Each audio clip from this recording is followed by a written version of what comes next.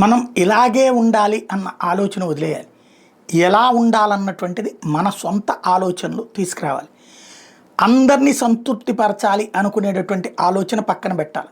మనం సంతృప్తిగా పనిచేయడం అన్నటువంటిది ముఖ్యమన్నది గుర్తించాల్సిన అవసరం ఉంది. అనవసరంగా ఎక్కువ ఆలోచించడం వదిలేయాలి. అవసరమైన మేరకు మాత్రమే ఆలోచించడం ముఖ్యమన్నది గుర్తించుకోవాల్సిన అవసరం ఉంది.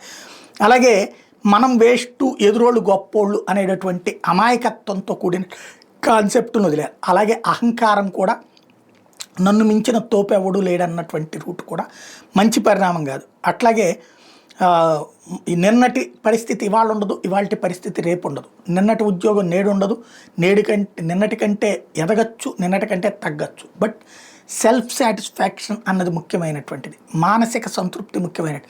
ఉన్నదాంతో సర్దుకోవడం ముఖ్యమైనటువంటిది. ఇది మనం మారకపోతే, ఒకేలాగా జీవించాలంటే కష్టం అన్నది గుర్తించకపోతే ఇప్పుడు ఎదురవుతున్నటువంటి మానసిక అభద్రతాభావం పెరుగుతుంది యువతరంలో అని చెప్తున్నారు నిపుణులు.